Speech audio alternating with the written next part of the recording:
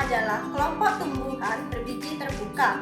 Artinya, biji mereka tidak tertutup di dalam ovarium. Gymnospermae berasal dari bahasa Yunani, yang gymnos itu artinya telanjang dan sperma itu artinya biji.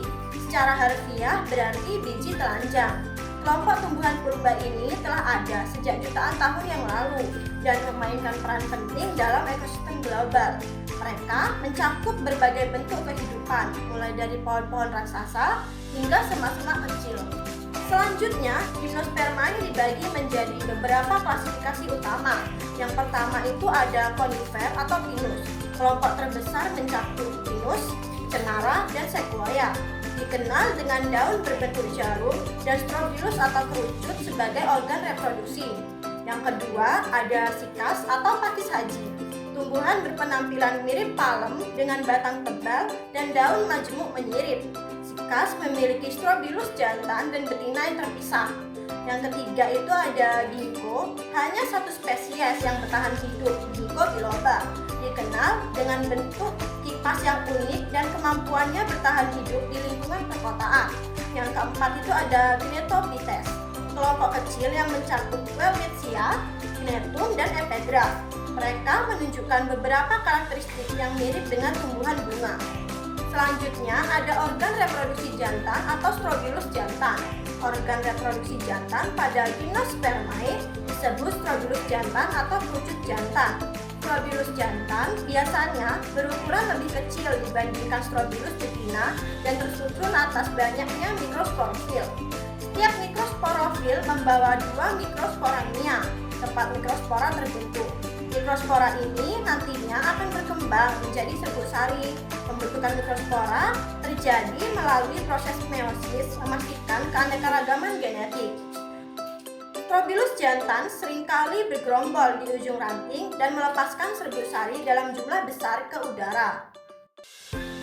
Selanjutnya itu ada perjalanan serbuk sari dari mikrospora menuju gamet jantan. Yang pertama itu mikrospora. Mikrospora terbentuk di dalam mikrosporamia melalui meiosis. Yang kedua ada pembelahan mitosis. Mikrospora mengalami pembelahan mitosis menghasilkan 2 sel, yaitu sel generatif dan sel tabung. Yang ketiga ada serbuk sari imatur. Struktur yang terbentuk disebut serbuk sari imatur yang dilepaskan dari strobilus jantan. Yang keempat ada gamet jantan. Sel generatif di dalam serbuk sari akan membelah lagi untuk membentuk 2 gamet jantan atau sperma setelah serbuk sari mendarat di strobilus betina. Proses ini merupakan langkah krusial dalam siklus hidup Gymnospermae, memastikan ketersediaan gamet jantan untuk pembuahan. Selanjutnya ada organ reproduksi betina atau strobilus betina dan bakal biji.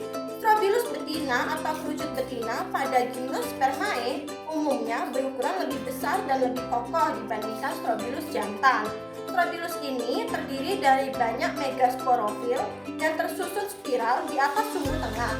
Setiap megasporofil memiliki 2 bakal biji atau ovolum yang telanjang atau tidak tertutup oleh ovarium. Bakal biji ini adalah tempat terbentuknya megaspora dan kemudian sel telur.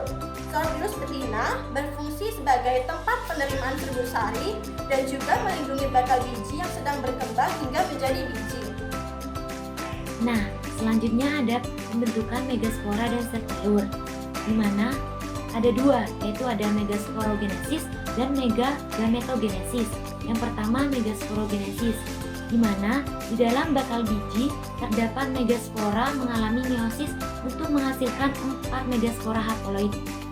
Biasanya hanya 1 yang fungsional, sedangkan yang ketiganya itu bergenerasi. Yang kedua ada megagametogenesis, yaitu megaspora fungsional kemudian berkembang menjadi gametofit betina atau juga disebut sebagai endosperma primer yang melalui serangkaian pembelahan mitosis. Gametofit betina ini mengandung archegonium yang di dalamnya terdapat sel telur.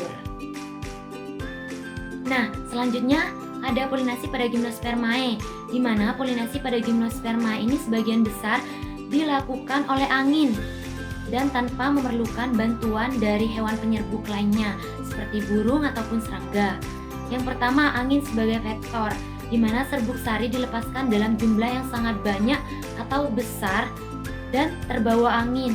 Ini dapat menjadi strategi yang efisien untuk tumbuhan yang tidak bergantung pada daya tarik visual ataupun aroma.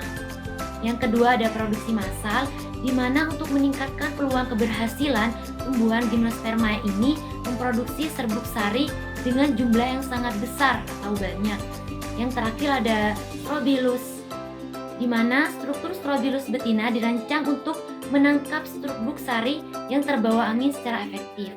Nah, meskipun ketiganya ini kurang spesifik, tapi strategi polinasi angin ini terbukti sangat sukses selama jutaan tahun evolusi pada Gymnospermae.